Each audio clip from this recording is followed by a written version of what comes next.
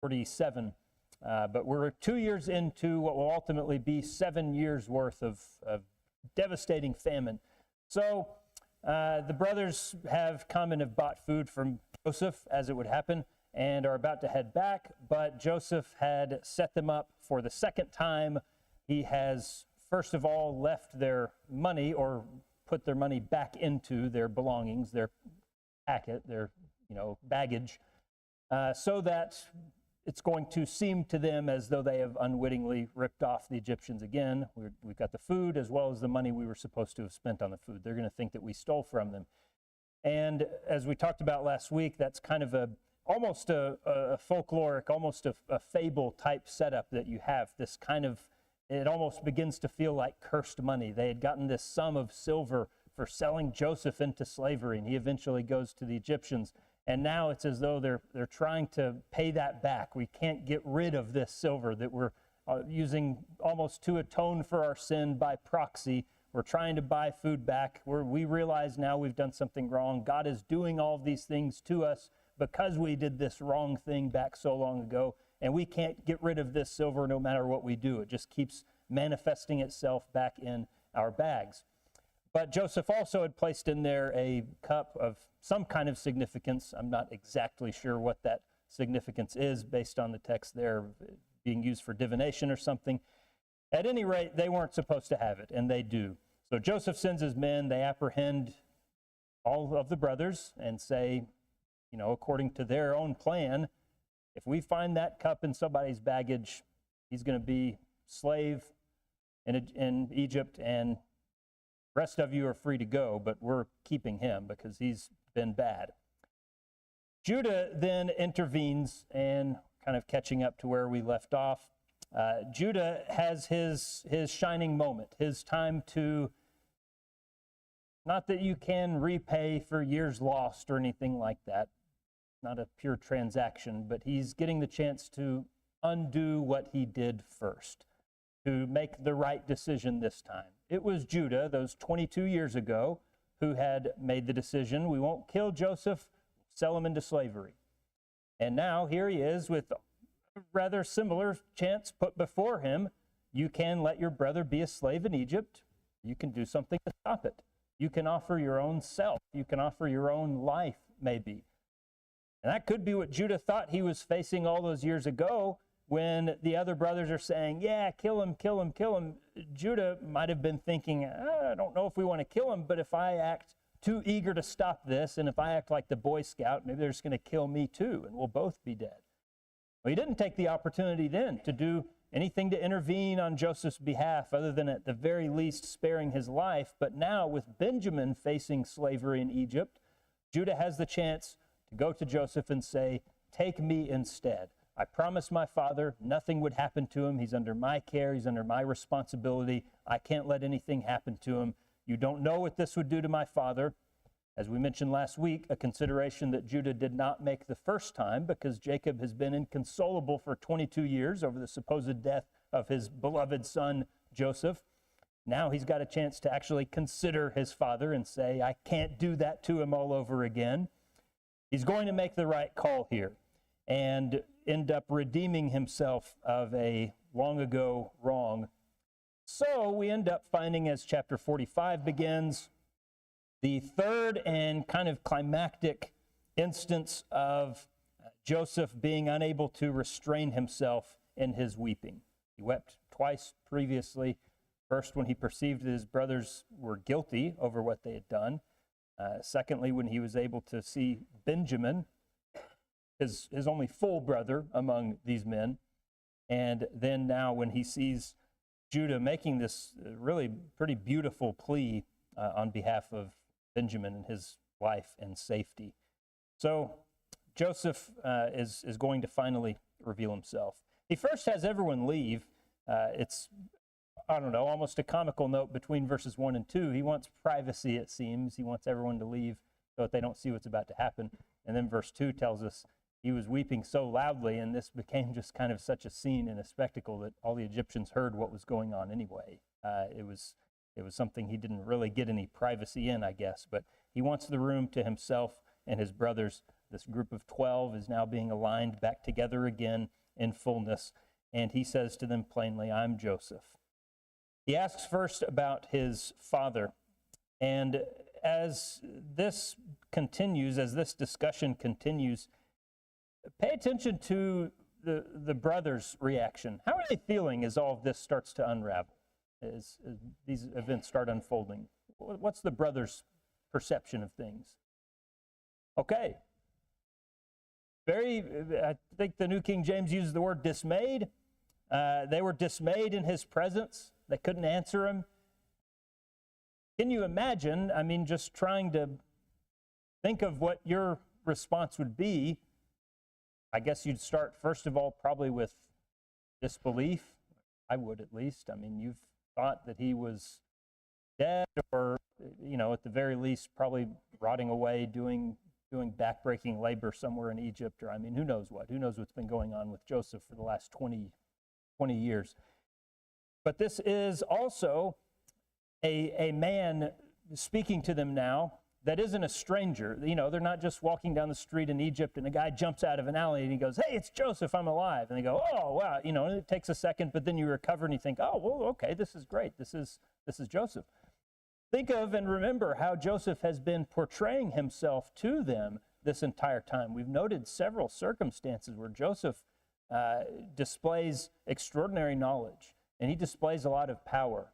And he has been kind of setting himself up to them as this imposing figure. They even talked to their father about this. The guy that we met with there in Egypt that gave us the food, that guy scared us to death. He was harsh, he was intimidating. He's this powerful man. He's probably the most powerful man functionally in the kingdom. So you can just imagine these two sets of facts not meshing with each other. We sold Joseph into slavery 20 years ago, and then there's this guy who is nothing like him, and he scares us to death, and he's very intimidating and powerful, and now he's telling us that he is, in fact, the same guy. They're absolutely afraid. They're dismayed. They don't know what to say.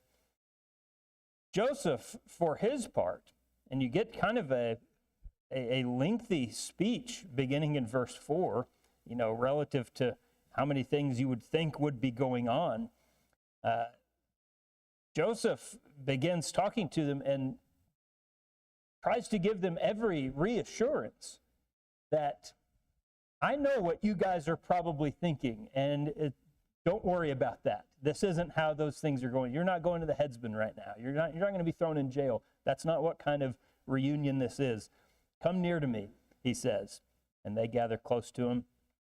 Verse 5, you can just read chapter 45 as just a study in forgiveness, a study in grace and maturity, love, any positive quality that you'd wish to ascribe to it fits the bill when you're talking about Joseph restoring himself to his brothers. Don't be grieved or angry with yourselves. What's the primary point that Joseph is getting at? Why can he have this perspective? Is it just because he's that swell of a guy and, I can't be that mad at my brothers? What's Joseph's real basis for all of this? Okay, this was all God's plan. At the most, I guess you'd say at the very least, it is something that has been a blessing. But really, verse 5, the terminology is, God sent me before you to preserve life. That does kind of imply the presence of forethought or design on God's part. That's at least how Joseph is seeing it, that this was something done intentionally. Did I see another hand up over here? All right, so Joseph is looking at this as the work of God. Specifically, what's the good being done here? What is the blessing? What is the benefit? Okay, long term, we're going to end up seeing Israel has been promised to become a nation for 3 generations now, and we've already looked at some of the factors that this is really going to assist with that or kind of help that come into being in some way. It's going to provide for There is a dog out there, right? That's not just me hearing that. The first time I heard it, I thought it was coming from over there. I've heard babies in there before, but I had never heard a dog. But that's okay. It is behind me. I'm a little less freaked out now that I know it's outside. Okay, so you're going to be able to have this nation of Israel growing up out of everything, and he will seize further on this in just a little bit. Verse 7, for instance. We've already looked at the idea, and the brothers and Jacob have all mentioned it as well. If they don't buy food in Egypt, they're dead. I mean, things are painted in pretty grim terms.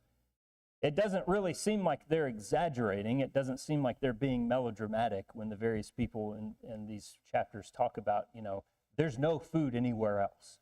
And if you don't let us buy food from you, we're going to die. I mean, they're not being like, I was out mowing the lawn all day, and if I don't have something to drink, I'm going to die right now. Well, I could probably go for a little bit longer, right? I mean, they're talking in very serious terms about this famine is dire, it's not going anywhere, it's very bad times. Joseph, we remember, has been used by God to tell Pharaoh the meaning of those dreams that he had, so they are prepared.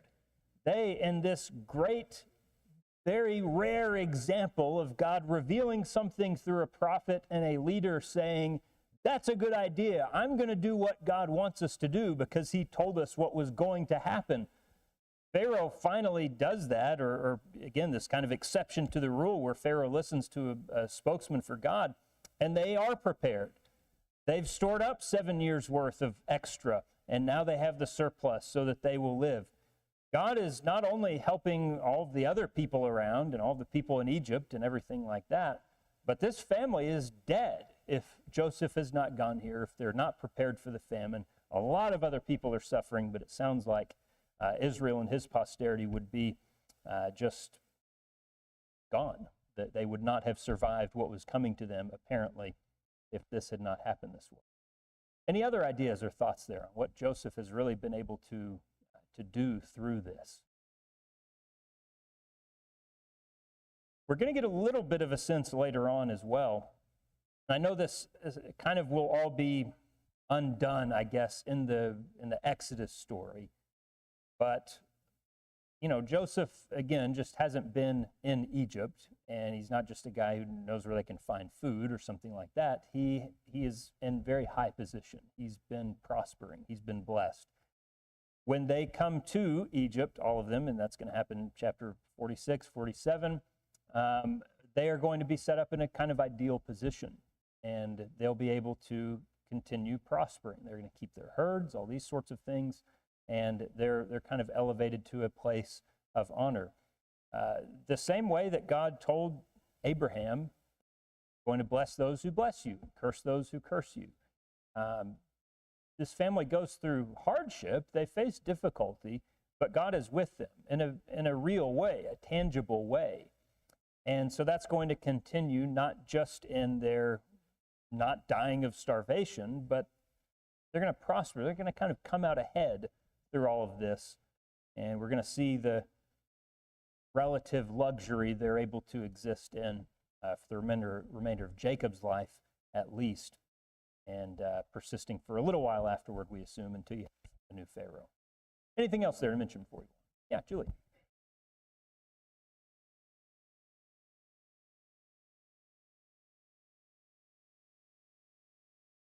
Yeah. This really is, if anything, this gives us a lot of confidence in having that kind of positive reading of Esther, because Esther famously doesn't spell out exactly what's going on behind the scenes. The name of God doesn't appear in the book of Esther. But here is, in Genesis, an example of, yeah, a lot of times it is exactly what you think might be going on. Mordecai's question of, who knows, maybe this is what's going on. If you're familiar with Genesis, when you're reading that, you go, I bet it is, because he's done it before. God has been able to use these kinds of events to secure his people, to bless his people, to show favor to the people who love him, and so forth. Yeah, good connection there. Anything else? All right, we then get, and I'm going to go through this a little bit quickly for the rest of chapter 45. Hopefully you have read or are going to be able to read this on your own in coming days. But just from a purely human standpoint or enjoyment standpoint, I guess, it is a really beautiful story. You get the reunion between Joseph and Benjamin, for instance, there in verse 14. And at the end of verse 15, finally the spell being broken a little bit. It talks about his brothers talking with him when previously, as we talked about, it had just been Joseph talking the whole time. They're just dumbfounded. They don't know what to say. They don't have all kinds of things are going through their minds right now. They're looking around for the hidden cameras. It's that kind of situation. They think this is just all crazy. But then they're finally able to start talking to him. And again, you can only imagine, can only guess what's that conversation like. You've got 20 plus years of catching up that you need to do. And he wants to know how his father's doing. He wants to know how everything is back home. They are probably thinking, okay, so how did this happen? Because last time we saw you, man, you didn't look like Egyptian royalty, so fill us in on what's going on. He can tell them, these are my children, and you have all these reunions that need to happen. But because this weeping and carrying on was so loud, eventually Pharaoh gets wind of what has happened. I don't know if this part of the narrative is meant to be set up as some kind of potential conflict or anything like that. I mean, if it is, it dissipates very quickly. But there might be a moment of worry that some of this is not going to sit well with Pharaoh or something like that. I mean, Joseph revealing his identity. Maybe I'm conditioned because kind of the stories that we read or that we consume nowadays. Usually when someone has been concealing his identity, it's because, he's on the run from somebody. He was a bad guy, and now he's trying to act like a good guy, and they're going to find out who he is, and the whole thing's going to come unraveled. And so Joseph now revealing his identity to his brothers, and Pharaoh hearing about it. How's Pharaoh going to take this? We've got all these yokels, all these guys from Canaan who thought we were going to steal their donkeys. That's what they were most worried about when we brought them in. You kind of remember the several instances that we've seen of the Egyptians just being much more powerful and much more advanced in many ways than the Hebrews. So we're going to add 11 of these guys to the court, and Joseph is going to have to make sure they're fed or something. What's going on here? But again, it's very quickly said that none of that is a worry at all. Pharaoh seems very happy to see this. It gives us an instance of the view that he has of Joseph and how indispensable Joseph was, and just kind of a personal affection that these two have for each other, really. So he wants to honor Joseph. He wants to help him out with this. So he hears about the family, and he says, well, bring them all here. I mean, this is great. We'll send some wagons back to Canaan. You get everybody loaded up and move them back. This is wonderful, Joseph. I'm so happy for you, buddy. This is really good. I mean, it's just kind of touching. It's a wholesome moment. So bring them. Don't be concerned about your goods. The best of all the land of Egypt is yours. That's what Pharaoh says in verse 20. Now, again, we will see this coming back into play a little bit later in chapter 46 and 47. Already alluded to it before. Pharaoh has the idea, it seems, more of this kind of, you guys move into the guest house kind of thing is almost what it feels like. Make yourselves comfortable. Joseph, I don't know if Pharaoh is fully in agreement with this idea or what, or if it's God revealing something to Joseph, or if it's just Joseph wanting to do this. But he seems to be wanting there to be some kind of distinction between his family and the rest of the Egyptians. Because when they do come, as we're going to see, they stay in Goshen. Joseph even mentions to his family, really, you guys need to ask Pharaoh to stay up there, and they kind of won't mess with you. A lot of the Egyptians, or maybe at least the nobility, they'll leave you alone. They'll let you just do what you want to do up there. That seems kind of important to him, that they maintain that distinction. We've talked about how in the broader picture this does play into things biblically where Israel maintains its identity as a distinct people and ultimately becomes a nation. They aren't just Egyptians from this point on, which you might assume would have happened. If you have the most important guy in Egypt and his family comes and joins him, they're just Egyptians now. That's what's going to happen. But they, in a few hundred years, will be a nation, and that's because they don't just take the best of all the land in Egypt. They take a specific and kind of sequestered area. So they all head back home. The brothers do, at least. Joseph stays, of course. But they go back home with gifts, with money, with pack animals, with carts, and he even reminds them again in verse 24, don't be troubled along the way. One final reminder as they're about to go back onto the road. You guys, I mean it. Don't be worried. We're not going to come ambush you again and play another trick on you with the money or something like that. No more deception, no more ruses. Go get Dad and come back and don't worry about anything. So they go back home and tell Israel, Jacob, their father. Verse 26, I don't know how long it took them to formulate, what are we going to say? What do we tell Dad? They go the simple route. Joseph is still alive, and he's governor over all the land of Egypt. And Jacob's heart stood still because he did not believe them. I think there's good indication too. That's not just a kind of poetic turn of phrase that's being used there.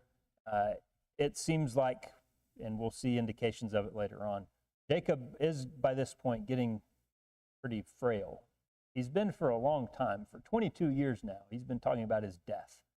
He's been kind of obsessed with that almost. He's so morose over Joseph being presumed dead. So he's been preoccupied with his death and doom and gloom and everything like this. But now he's being shown in a very frail light. And when he's going to meet Pharaoh in just a little bit, he talks about himself, having lived 130 years. It's short. I haven't lived a long life yet. My days have been short and full of evil. I'm not as old as my forefathers were and probably won't be. And I've had a hard time of it. And that is how he sees himself. But you're getting a sense in several places from here on out of a physical weakening from his many struggles. And so it kind of feels like that heart standing still isn't just saying he was shocked or he was surprised. He might have had some kind of episode from hearing this news and really kind of doesn't believe it. He didn't believe what they told him until they say everything again and they show him the evidence. How else would we have come back with all of these carts laden down with all this stuff? And so Israel says, it's enough. My son's still alive. I'll go and see him before I die. There again is this kind of preoccupation and this dual role that we've seen of faith and pessimism, where he's going to go fulfill that role, but then he knows pain isn't far behind. It's never too far from me, and I'll be dead soon too. Gary?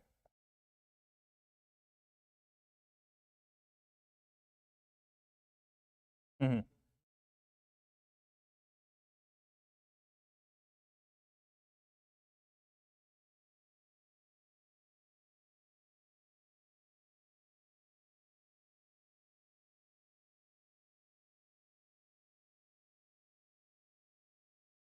Mm-hmm. Yeah.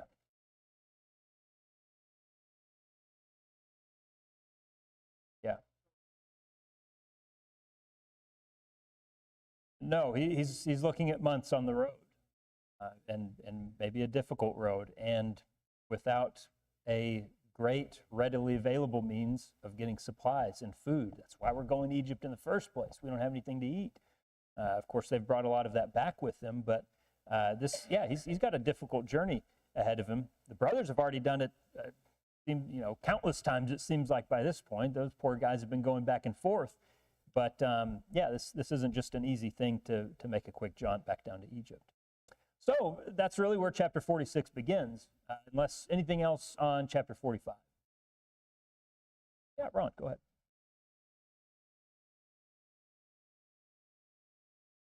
Yes. Yes, it could have been. And again, the relationship set up between them is of Pharaoh kind of leaning on Joseph and word I'm looking for, kind of deferring to his wisdom numerous times. That phrase could be used, and I guess there's some evidence of that being used, maybe with some commonality in ancient Egypt, to just describe a vizier, to describe a kind of a counselor, a sage of some kind who would have that kind of advisory role. But it could be that we're dealing with a younger man here, and maybe you get that sense from his enthusiasm too, a little bit in all of this. He kind of reads like a younger man to me, but that's just my reading.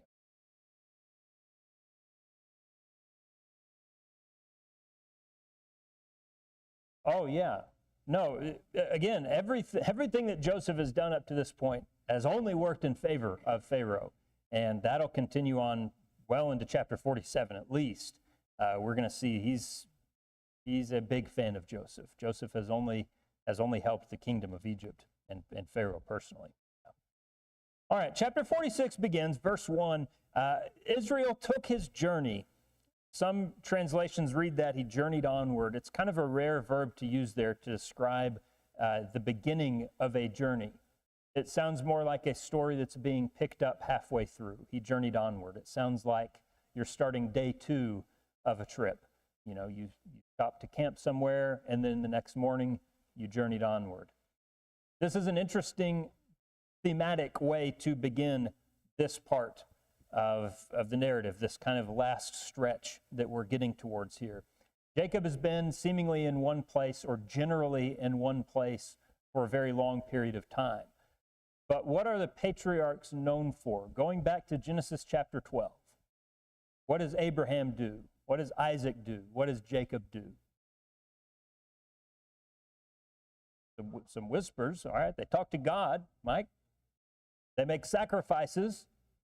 What else do they do? Anywhere they go. We saw this, the thread was picked up with with Abraham and with Isaac and Jacob. They build 2 things, and these things are dotting the landscape all over Canaan. One's an altar, so they can worship God. What's the other thing? I guess this isn't dotting the land because they keep it with them. A tent. They travel. They're nomadic. They don't put down roots and build a nice mansion and stay somewhere. They travel. And so this great picture of faith that you get starting early on, I can't remember exactly if it starts in Genesis 12, but I think it might. I'm sorry, I would have to look, is of Abraham pitching his tent and then setting up an altar. And then he goes somewhere else and he pitches his tent and he builds an altar. And then Isaac does that. And now Jacob has done that for a while. And now Jacob is starting this over again. He's picking up this great thread, this great life that his forefathers made of worship of God and yet wandering around. They live by faith. This is just how they exist. They trust in God that he's going to provide for them where they go, and he has, because he's made these promises to them that he has paid on every single time. They've had difficulty along the way, maybe, but God has always found faithful, and they are always ultimately, no matter their flaws, shown to be people who honor and worship God. And so Jacob is resuming that now. Again, it takes a little bit different form. He's resuming his journey after a long period of stasis, and he's not going to have to build an altar when he goes to Beersheba in verse 5, because there's already one there. Now they're just going back through places where they've previously done this. But it's an interesting way to kind of get back to the things we've been seeing from this family for a long time. We've been with Joseph for a while in Egypt, and that was very foreign to us. Jacob had all these challenges with his family that he had to deal with, you know, the brothers slaughtering towns and all this stuff that you've had to deal with from the sons of Jacob. But now we're getting back to the real essence of their lives, which is following God in faith and offering him worship wherever they go. Another interesting callback there in verse 2. What does verse 2 sound like? He said, Jacob, this is God speaking to Israel in a dream, in a vision of the night. He said, Jacob, Jacob, and he said, here I am. Where have we seen that before? Not with Jacob, I'll give you that hint, but that same speech setup, that same dialogue. Abraham, Abraham, here I am. What does God want when he calls Abraham? Sacrifice your son, Abraham, your only son, whom you love, Isaac. Here, again, the setup of this is meant to call things to memory, some by comparison and some by contrast, I think, to show the way that things have gone in this family. There are some similarities. You could maybe look at what follows in chapters 46 through 50 as Jacob's last test or Jacob's last ordeal that he's going to go through. It will have a happy ending of sorts, similar to the Abraham and Isaac story. He's called to offer Isaac, and he doesn't have to, and so it's sort of a good ending. Now Jacob is being put through one last challenge, one last difficult thing that it sounds like maybe he is a little afraid to do, because God says don't be afraid, but he's got to do it, and there's going to be a good end. But there is also this great contrast and the extreme difference between what God is telling those two different men to do. Abraham, kill your son, and now he's saying, Jacob, go meet your son again. Go see your son that you thought was dead, that you have thought was dead for so long. Now go see him again. Be reunited with him once again. So it's an order of magnitude better news to hear in this case when God calls his voice and they answer, here I am. But again, it's just kind of one of those narrative ties back to something that has happened before, and maybe makes us think of this as a challenge they're about to have to face.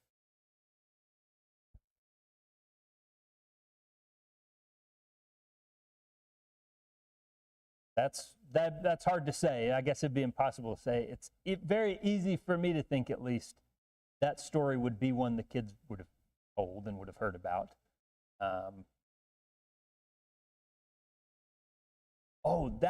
That idea. Okay. That would even be harder to say, I guess. I'm not sure. Yeah, you're referring to, was that Genesis 15, where he says, I'm going to give you the land of Canaan, but only after a sojourn, and you're going to be gone for a while.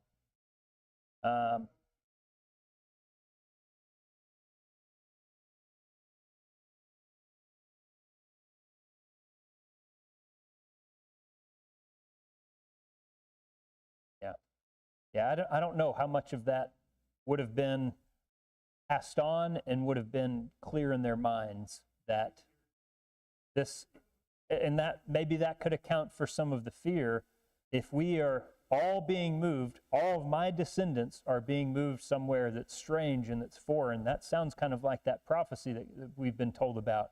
So maybe it's starting to happen. That could account for some of the fear there. That's a good point. Anything else to mention along those lines? So, again, all of this is very reminiscent of what we've seen for 35 chapters now. You've got reassurances made by God, verse 4, I'll go down with you, I'll bring you up again. God is telling him, I will be with you. This has, I think I've stated it there, is working on a personal level as well as on a grander level. Of course, God has a plan that he's working through all of this, and we talked about that already a little bit, of what ultimately is going to come about through this. But there is a really strong personal element to this too, obviously. At the end of verse 4, Joseph will put his hands on your eyes. What does that mean? What's that implying? You put your hands on someone's eyes. Okay, he's going to be at your deathbed. He's going to be around however long it will be for the rest of your life. Joseph is going to be there. He'll close your eyes when you're gone. It's, again, just kind of a personally touching thing to say. I'm sure would be of great comfort to any elderly man who could be told, your children will be with you in the end, and they'll, you hate that for them maybe to see that, but they want to be there. They want to be with you in those closing moments. So he's told that will happen. He's going to have some time with him. You'll make it there. Joseph will be there, and you'll end up having time together. Skipping ahead so that I don't forget later, because I'm thinking of it right now. In chapter 47, we will ultimately be told that Jacob will live in Egypt for 17 years. He'll have 17 years in Egypt and then dies around the age of 147. Any significance to that, 17 years in Egypt? Little trivia, little details of the story question. How old was Joseph when he was taken away, when he was sold into slavery? He was 17 years old. So there's a great symmetry there in the first 17 years of Joseph's life, he's with his father. And then the last 17 years of Jacob's life, he's with his son. And both of those times, for both men, it seems like, are kind of idyllic. They seem to be good years in very many ways. So just kind of an interesting symmetry that you get there between these two men. Mention that just to say this is God comforting and strengthening Jacob in this very personal way. Go and you're going to get what you want. You're going to have what you want, what you have wanted for the last 22 years. Gary.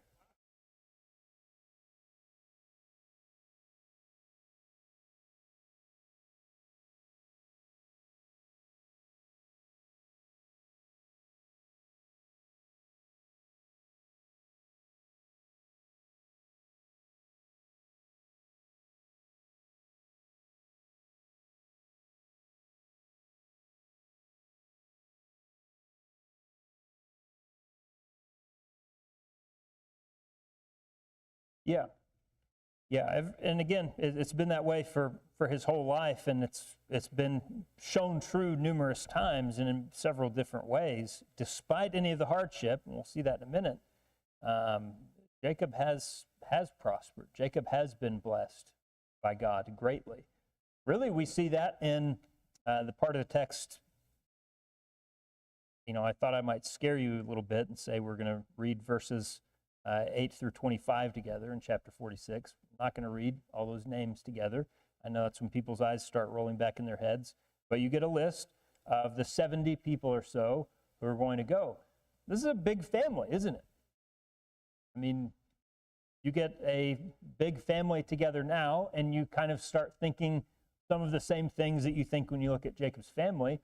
If you are a member of one of those big, huge families, oftentimes at a family gathering, you say, look how God has blessed us. Grandparents often will say something like that. Look at what a blessing this is. We've seen 3 generations, or we've seen 4 generations, and we have all these children and all these grandchildren, and now we have all these little kids running around. And you think of how great of a thing that is, and how typically we just kind of assume, we just take it implicitly, we take it as granted that this is God's favor. This is something that God has blessed us with, this long life and with these many descendants and so forth.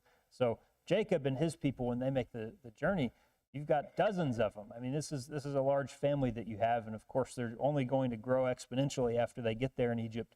But they have indeed prospered during the time that Joseph has been away. God has been with them, and nothing has changed there. So beginning in verse 28, you get back to the actual story itself. After hearing of who was there, Judah has been leading the way. I don't know exactly what verse 28 means. It's a little nebulous what that means, that Judah was kind of serving as the guide on the way to Goshen. But Joseph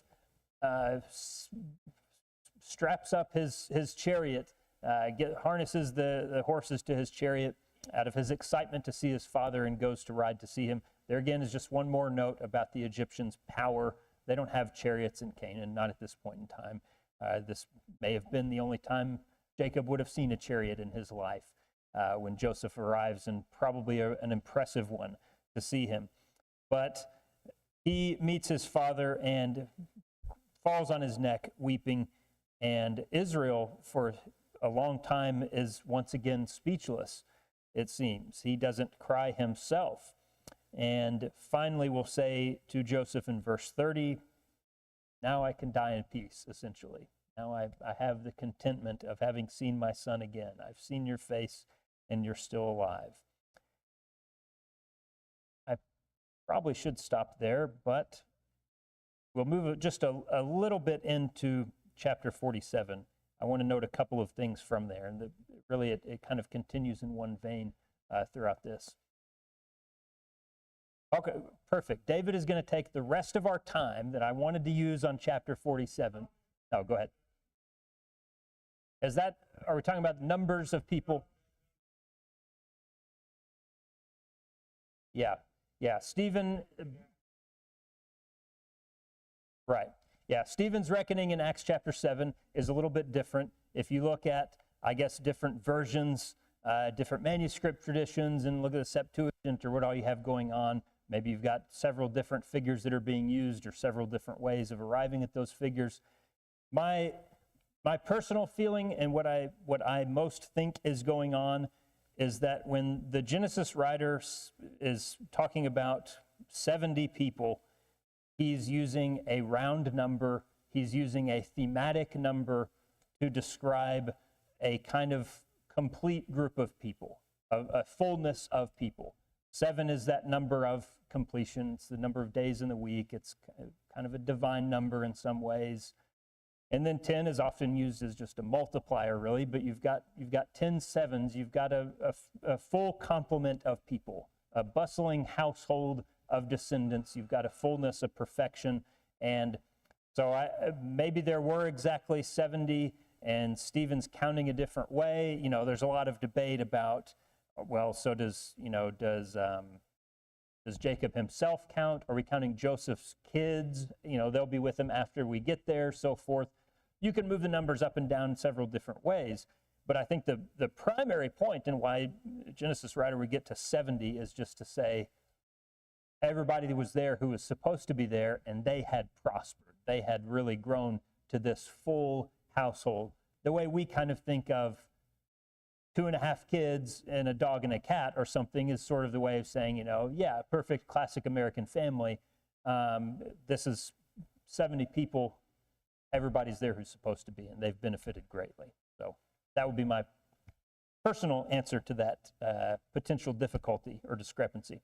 All right, good stopping point then. We will see in class next week, chapter 46 and 47, and then moving onward. What happens now after Jacob is there? Jacob is in Egypt, kind of unfamiliar territory for him.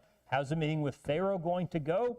What's their lot going to be as they resettle themselves in Egypt? We still have 5 years of famine left to deal with. We'll see what happens next week together. Thanks so much. Appreciate your time.